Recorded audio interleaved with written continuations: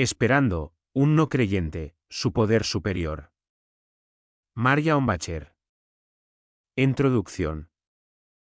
Usando el ciclo del pasaje de un año, exploraremos 10 conceptos espirituales en el contexto de las estaciones de una vida y en la práctica de los 12 pasos, viendo cómo pueden ser entendidos por alguien que no cree en Dios. Más que argumentos a favor de cualquier teoría o filosofía de la espiritualidad, se trata de exploraciones de la experiencia de esperar en sí misma como práctica espiritual. Entré por la puerta del convento. Era una orden católica silenciosa, nadie me hablaba durante el tiempo que iba a pasar allí. Me detuve en el vestíbulo para escuchar algo, monjas, Dios, ratones, pero no hubo sonido. Las monjas, seguramente, estaban en algún lugar del edificio, quizás Dios también lo estaba. Al menos, esa era mi esperanza. Las habitaciones eran sencillas. En la cocina, encontré una mesa de madera larga y tosca con sillas de madera. Sobre la mesa había un plato de sopa y un poco de pan. Esta comida estaba destinada a mí. Me senté y me lo comí, después de mirar a mi alrededor para ver si podía haber instrucciones sobre lo que uno hacía antes de comer en un convento. Presumiblemente uno podría rezar, pero no había instrucciones. Así que simplemente comí. Cuando terminé, lavé el tazón y la cuchara. Los puse en la rejilla para que se secasen y luego fui a explorar el resto de las habitaciones. Encontré una pequeña capilla. La luz tenue del final del día entraba a través de las vidrieras y proyectaba los bancos y el suelo de piedra con un brillante abigarrado de colores. Más allá de la capilla, encontré una biblioteca, las paredes estaban revestidas del piso al techo con libros, excepto por una larga pared de ventanas que daban a un jardín ordenado, verduras y flores en ordenadas cajas e hileras. Más allá del jardín, había un laberinto, las largas sombras de los árboles caían sobre él. Escaneé los libros. Saqué uno, no recuerdo cuál. Me senté en una silla con el libro sin abrir en mi regazo. Miré por la ventana mientras la luz se desvanecía y caía el crepúsculo. Lo había perdido, más o menos, todo. Lo digo en un sentido muy matizado, tenía un lugar para vivir, comida para comer. Tenía ropa y las cosas habituales que uno necesita para sobrevivir. Pero había perdido lo más familiar, lo más seguro, lo que mejor sabía, había perdido una adicción. Esa adicción había sido el centro de mi existencia desde que era niña. Había sido mi principio rector, mi compañero más cercano, a lo que recurrí en busca de consuelo, respuestas, seguridad de que estaría bien. Había sido mi Dios. Casi me había matado. Luché como el infierno para mantenerlo. Pateé, grité, maldije y sollocé. Rogué que me permitieran sostenerlo un poco más. Pero al final, tuve que dejarlo ir. Y sin él, estaba bastante perdida. No sabía por qué había venido al convento. Fue un impulso, alguien me había dicho que había un convento en una ciudad cercana. Una orden de monjas que habían hecho voto de silencio y que permitían que los invitados se quedaran. En ese momento, la idea de ir a algún lugar para estar completamente en silencio atrajo a una parte de mí que no pude explicar. Tal vez pensé que, si las cosas se calmaban lo suficiente, escucharía a Dios. Cayó la noche sobre el convento. Me senté allí en la oscuridad, mirando la luz de la luna esparcirse sobre el ordenado jardín. No había ningún sonido excepto el de mi propia respiración. Dejé el libro sobre una mesa. Recogí mi pequeño bolso y encontré las escaleras hasta la habitación donde iba a dormir. En esta habitación, había una cama estrecha, un escritorio sencillo y un banco de oración. La barandilla de terciopelo para arrodillarse estaba muy gastada. Dejé mi bolso en el suelo y estudié el banco de oración un rato. Luego me acosté de espaldas en la cama y miré al techo. Estaba en el punto más bajo de mi vida. Había perdido todo lo que pensaba que necesitaba. No supe cómo seguir. Fue una paz enorme y repentina. Sabía, muy silenciosamente, que no encontraría a Dios en este lugar. Sabía que era posible que no encontrara a Dios en absoluto. Y entonces no pude explicar la abrumadora paz que sentí. No pude explicar cómo supe, absolutamente, que todo saldría bien. Recordé las palabras de Julian de Norwich, y todo irá bien, y todo irá bien, y todo irá bien. No podría haberlo articulado en ese momento, pero lo que sentí esa noche es lo que ahora llamaría gracia. Sentí fe. Escuché algo. No la voz de Dios, no el batir de alas de los ángeles. Ni el murmullo de las monjas rezando, ni siquiera el escorial de los ratones. Lo que escuché fue la conmoción de mi propio espíritu al cobrar vida. El espíritu, me parece, se vuelve ruidoso y se calla por turnos a lo largo de la vida. Hay formas en las que lo silenciamos. Muchos de nosotros lo hemos silenciado a través de la adicción, pero hay otras formas, y muchos de nosotros también las hemos usado. Y hay formas en las que podemos sacar el espíritu, escucharlo con toda la fuerza que tenemos. Pero escuchar el espíritu es un proceso algo complicado cuando no creemos en un Dios, o no sentimos una conexión con lo que podría llamarse un poder superior. Muchos de nosotros hemos sido entrenados para pensar en la espiritualidad como el único origen de la religión. Y si hemos llegado a sentir que los religiosos no son los únicos con acceso a una vida espiritual, es posible que todavía estemos buscando lo que, precisamente, sería una vida espiritual sin un Dios. Una religión o un conjunto sólido de creencias espirituales. A lo largo de este libro, utilizo las palabras espíritu y espiritual con frecuencia, y eso puede parecer extraño cuando afirmo mi propia falta de fe en un poder superior o en Dios. Y algunos días me parece extraño también, que esté tan seguro de una fuerza inefable dentro de mí y dentro de todos nosotros cuando dudo de la presencia de un poder metafísico exterior. Pero, en realidad, no es contradictorio. No hablo de metafísica. Me refiero a la cosa en nosotros que se agita. El origen de la palabra espíritu es griego. Significa aliento. Aquello que se agita en el interior, se ralentiza o acelera, se profundiza o se extingue. Cuando hablo de espíritu, no me refiero a algo relacionado o dado por una fuerza externa a nosotros. Hablo de la fuerza que somos nosotros mismos. La experiencia de vivir en este mundo, atado por un cuerpo, espacio y tiempo, entretejidos en la trama de la historia humana, la conexión humana y la vida humana. Esta es la fuerza que siente y piensa y nos da conciencia en absoluto. Es nuestra conciencia de presencia en el mundo. Es la parte más profunda, elemental e integral de quienes somos, es lo que somos. Entonces, cuando hablo de espíritu, me refiero a algo que desafía frustrantemente la articulación, porque tenemos pocas palabras para espiritual más allá de las que se refieren a un Dios. Pero no creer en un Dios no se opone a creer en un aspecto del yo que pueda llamarse espiritual. Este último se vive y se define muy personalmente y es diferente para cada individuo. No hablo de algún espíritu universal o trascendente que exista fuera de nosotros. Hablo del espíritu humano que existe en cada uno de nosotros. Me refiero a algo que es urgentemente importante en nosotros mismos, lo que nos ha enviado a buscar, lo que siente el anhelo, lo que viene a llamar a la puerta de nuestras vidas cerradas emocional e intelectualmente y pide que lo dejen entrar. Cuando lo dejamos entrar, y solo cuando lo hacemos, comenzamos a ser personas integradas. Comenzamos a encontrar integridad en quienes somos. No somos solo un cuerpo, no solo una mente, no solo una masa de emociones, no solo personas que arrastran la bolsa polvorienta de nuestro pasado. Tenemos profundidad y plenitud. No fragmentos del yo destrozados que nunca parecen mantenerse unidos correctamente. Y comenzamos a caminar por un camino espiritual. Este camino no es hacia una entidad conocida de ningún tipo. Más bien, es el camino que atraviesa.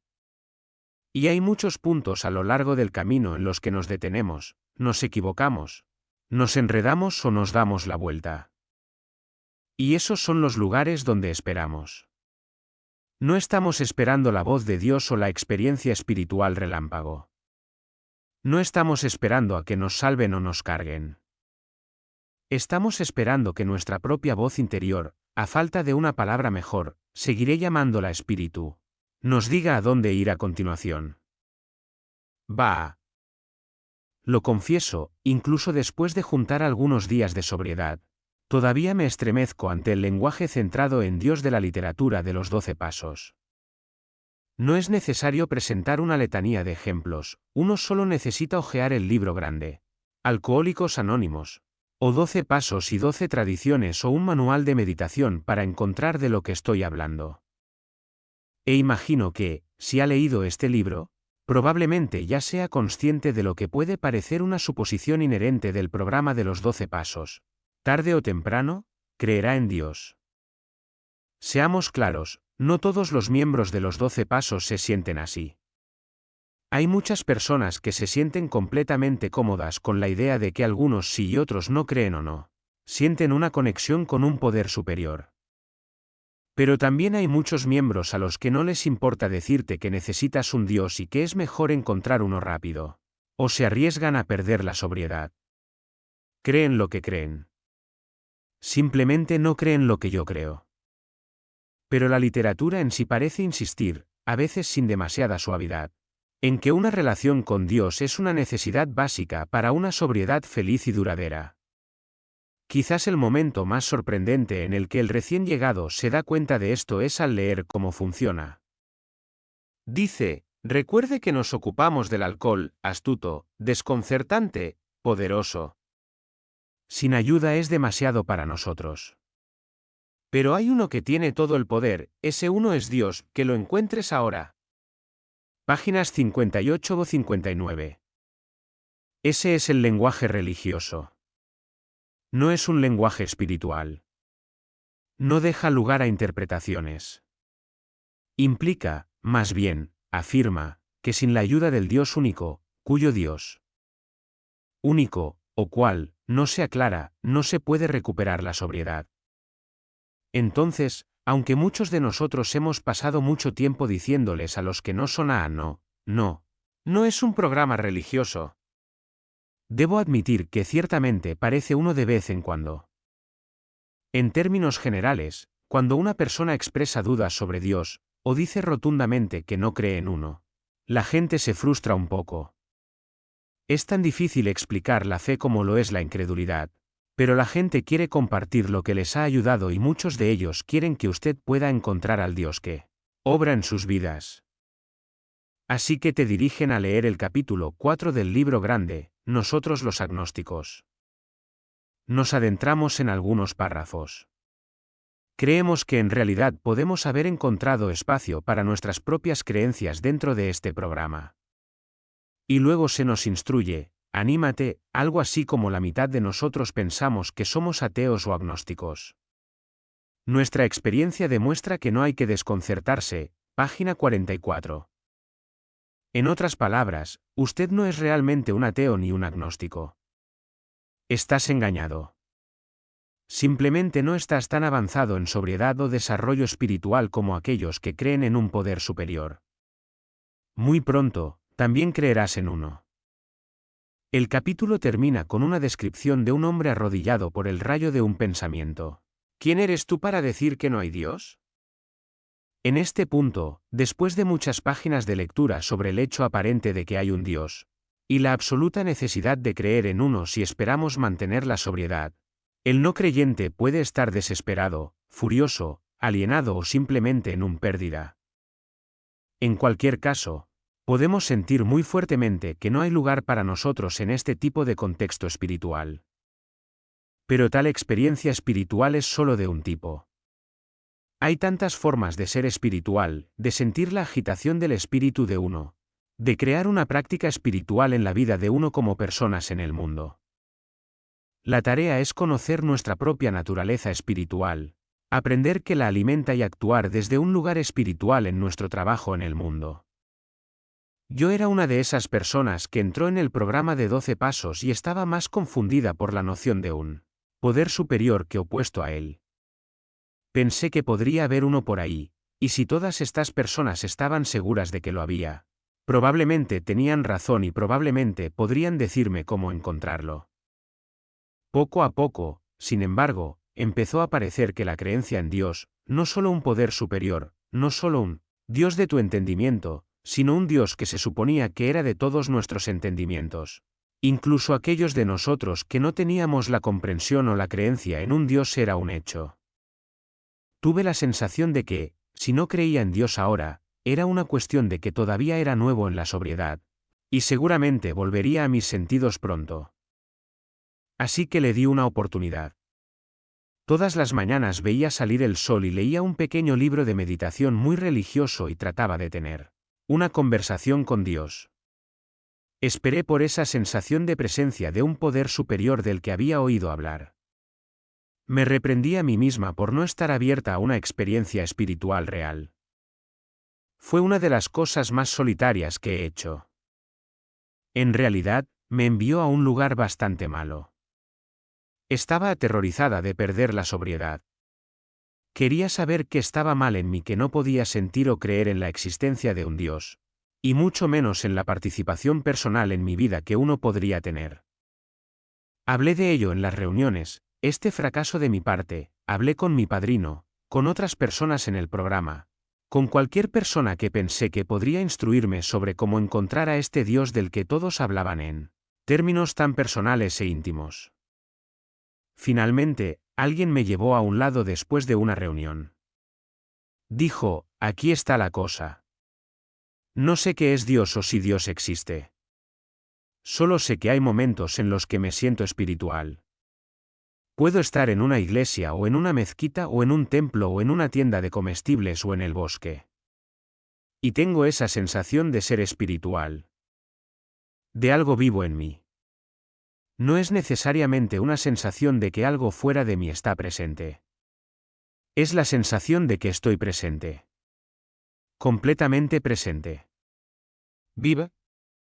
Y en ese momento, mientras estábamos parados en la cocina del sótano de la iglesia mientras la gente a nuestro alrededor crujía y charlaba y se dirigía a casa, reconocí que lo que sentía, una conexión con esta persona, la capacidad de escucharlo con claridad, de abrir mi mente, escuchar y aprender fue una experiencia espiritual. Fue un gran alivio. Dejé de sentir que estaba haciendo todo mal. Sus palabras deshicieron el terrible lío en el que estaba, y pude seguir adelante con un nuevo sentido de lo que significaba espíritu, y cómo se sentía el mío, y en qué creía. A pesar de su lenguaje divino, el programa de los 12 pasos no es en realidad un intento de conversión religiosa. Realmente, solo intenta llevarnos a un lugar de nueva comprensión espiritual que nos permita vivir de manera diferente en este mundo. Los pasos no tienen la intención de llevarnos al cielo o salvarnos del infierno. No se trata de la vida en otro mundo, arriba o abajo. Se trata de cómo vivimos aquí. Y aunque muchos no estarían de acuerdo conmigo en este punto, mi opinión es que la forma en que vivimos aquí se define y se guía por quienes somos, quienes elegimos ser, quienes intentamos convertirnos. Algunos creen que un Dios es la fuerza y el principio rectores de esta evolución en nosotros mismos. Creo que lo que nos guía ya está en nosotros, es de hecho la parte más profunda de quienes somos, capaces de convertirnos en personas cada vez más cimentadas espiritualmente generosas y pacíficas. Esa evolución en sí misma es un proceso espiritual. Y los pasos pueden ser guías en el camino. Cada uno de ellos hace preguntas espirituales profundas y duras. Si bien es posible que algunos de nosotros necesitemos encontrar nuestro camino más allá del lenguaje centrado en Dios para llegar al núcleo de esas preguntas. Podemos encontrar ese núcleo y, habiéndolo hecho, podemos abrir nuestras mentes a lo que los pasos podrían enseñarnos sobre cómo vivir. Los pasos tienen la intención, suena simple, y lo es, para hacernos mejores personas, más conscientes, más vivos y más íntegros espiritualmente. Los pasos, en el fondo, son un camino hacia las experiencias espirituales. No a una experiencia espiritual singular. Son, como escuchará a menudo en las reuniones, un programa para vivir. Yo agregaría que son un programa para vivir espiritualmente. Cada paso se basa en principios espirituales, en su conjunto, forman un mapa para comprendernos mejor a nosotros mismos como personas espirituales. Y son una práctica espiritual que requiere no solo pensamiento y sentimiento, sino también acción. Llegamos al programa espiritualmente en bancarrota. Venimos espiritualmente despojados. La adicción muere de hambre y finalmente mata al espíritu, venimos necesitados de alimento espiritual. Ese alimento viene en diferentes formas para diferentes personas. Para algunos viene como Dios, para algunos se siente como un poder superior más amorfo. Algunas personas se sienten cómodas aceptando la sugerencia que a menudo se da a los no creyentes de que hagan de su grupo de 12 pasos su poder superior. Algunas personas, por razones que no pretendo comprender, encuentran consuelo en la idea de que literalmente cualquier cosa puede ser su poder superior. Un pomo de una puerta, una piedra. Lo que sea que funcione. Pero es parte de la naturaleza humana querer alguna fuente de consuelo o guía espiritual, las cosas que Dios da a los que creen. Los adictos, a lo largo de los años de su uso, finalmente han hecho de su adicción su poder superior. Y cuando los adictos llegan a la sobriedad, la sensación de desorientación, la sensación de no estar amarrado a nada sólido, la sensación de estar absolutamente perdidos es abrumadora. Así que buscamos algo. Nos dirigimos ciegamente hacia el exterior, hacia un Dios en quien podemos creer o no, hacia un poder superior que quizás no comprendamos, hacia un grupo de personas, hacia una simple cosa inanimada. Y para algunos de nosotros, esto funciona.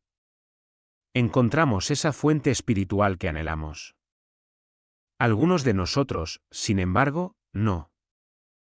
Creo que, aunque necesitamos extendernos hacia afuera en nuestra búsqueda de alimento espiritual, necesitamos profundizar más en nuestro interior. Para aquellos de nosotros que no conocemos a Dios, que no podemos creer que hay un Dios que conocer, esta búsqueda interior es la búsqueda de nuestra propia naturaleza espiritual. No buscamos lo que hay en algún cielo abstracto. Buscamos, en cambio, lo que está aquí, en nosotros, en esta tierra. Y la búsqueda se puede realizar utilizando los pasos. Aunque el lenguaje de la literatura del antiguo programa es religioso, su mensaje es espiritual y busca generar una experiencia espiritual. Y si lo permitimos, lo hace. No necesitamos conocer a un Dios para que eso suceda. La práctica de los pasos no requiere casas de culto o postraciones o adherencia a un credo. Requiere una mirada cuidadosa e intensa hacia adentro, un conocimiento más profundo de nosotros mismos, nuestras acciones y nuestras creencias, para que podamos estar más íntima y espiritualmente conectados con el mundo en el que vivimos. Los pasos nos piden que miremos hacia adentro, y en última instancia, nos lleve a una plenitud espiritual en la que tengamos la capacidad de amar y servir al mundo fuera de nuestro yo limitado. Cuando llegamos al programa, necesitamos urgentemente una fuente espiritual. Los pasos nos llevan a él, como sea que lo llamemos, como sea que se vea, cualquiera que sea su forma. Esta fuente nos alimenta, y, a su vez, podemos alimentar a otros con necesidades espirituales. Esta es una experiencia espiritual. Esta es una experiencia espiritual que cualquiera puede tener. Cualquiera que conozca a un Dios y cualquiera que no lo conozca. Esta es una forma de vivir una vida espiritual, esta es una práctica espiritual de estar vivo. Antes de continuar, les aseguro que este libro hará más preguntas que respuestas. No ofrecerá un conjunto alternativo de creencias que sean duras y rápidas de ninguna manera. No postulará un Dios o dioses alternativos. No construirá una escalera hacia un poder superior claramente conocible. Una parte de mí desearía poder encontrar estas cosas por mí mismo. Pero otra parte de mí ha llegado a saber esto, es precisamente en mi falta de certeza. Acerca de si existe un Dios, acerca de lo que realmente es el espíritu, que encuentro mi espiritualidad. He llegado a creer que, para mí, la paz solo se puede encontrar en la aceptación de todo lo que no conozco. No sé si hay un Dios, si hay un poder superior. En aras de la plena revelación, yo misma no creo que haya un Dios personificado. Una deidad a quien rezo y por quien me guíe y que intervenga en mi vida diaria. No encuentro una fuente de consuelo en una figura religiosa o espiritual singular. Ni tengo un Dios a quien cuestionar cuando las cosas van mal en mi vida o en el mundo. Que yo misma no tenga o no conozca a un Dios así no significa que no exista. Solo significa que no creo que exista. Soy solo una mente humana increíblemente defectuosa y absolutamente limitada, un espíritu, entre millones más. Pero es precisamente esta limitación, el hecho de que solo puedo conocer una parte de la naturaleza de las cosas, del espíritu, de la verdad universal, que es, paradójicamente, la fuente de mi espiritualidad. Porque, al carecer de un sentido de un Dios arriba, pero consciente de la naturaleza espiritual de mí mismo, la naturaleza espiritual de, creo, todos los seres humanos, me encuentro en la necesidad de una vida espiritual aquí en el suelo. Una vida espiritual que no es teórica, sino práctica. Una forma de vivir espiritualmente, aquí, en esta vida, limitada por el espacio y el tiempo, tanto en conexión con los demás como en soledad, aquí en este mundo viviente. Este libro, entonces, no es un intento de encontrar o nombrar a un Dios. No es una búsqueda de una fuente espiritual fuera de nosotros. Es, en cambio, una búsqueda interna, de lo que queremos decir cuando nos referimos al espíritu, de cómo se siente nuestro propio espíritu, de cómo podemos vivir de acuerdo con la sabiduría de ese espíritu. En este libro, quiero ir más allá de no hay Dios, o hay un Dios. ¿En qué creo? ¿Qué creemos sobre lo humano, el espíritu?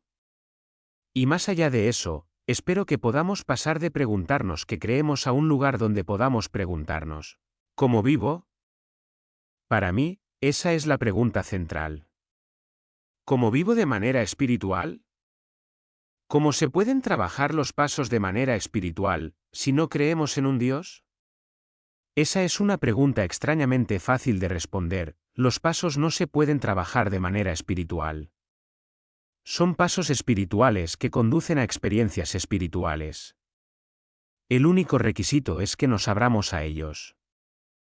Si los dejamos, los pasos trabajarán en nosotros y los trabajaremos como personas espirituales, cada vez más conscientes a medida que avanzamos de nuestra naturaleza espiritual, nuestra fuerza espiritual. Este libro toma la forma de un año en un viaje espiritual. No estoy tratando de llegar a Dios en diciembre. No estoy tratando de desarrollar un conjunto fijo de creencias en 12 meses. Simplemente estoy pasando por los pasos, tratando de extraer los principios espirituales que les dan forma, que se basan en el paso anterior y conducen al siguiente. Si estoy buscando una comprensión más profunda del espíritu, de la espiritualidad, de una forma en que se puede vivir una vida espiritual. Espero encontrar, en mi camino, una mayor comprensión de lo que hace que las personas sean seres espirituales, en su quebrantamiento, en su sabiduría, en su gozo, en su desesperación. Y espero encontrar una manera de articular lo que quiero decir cuando hablo de la práctica espiritual que se puede poner en práctica trabajando los 12 pasos. Los pasos han arrojado luz sobre un yo espiritual que no sabía que poseía. He escuchado lo mismo de más personas de las que puedo contar, creyentes, no creyentes, ateos, agnósticos, ninguno de los anteriores. Los pasos no son una religión, de ninguna manera. Pero allanan el camino, para quienes los necesitan, hacia una fuente espiritual. Llevándonos desde el quebrantamiento y el aislamiento, hasta el despertar y la conexión, hasta, finalmente, el despertar espiritual y la acción. Encontramos a medida que avanzamos que la fuente espiritual se puede encontrar dentro y fuera, en nosotros mismos. En los demás, aquí mismo en este mundo.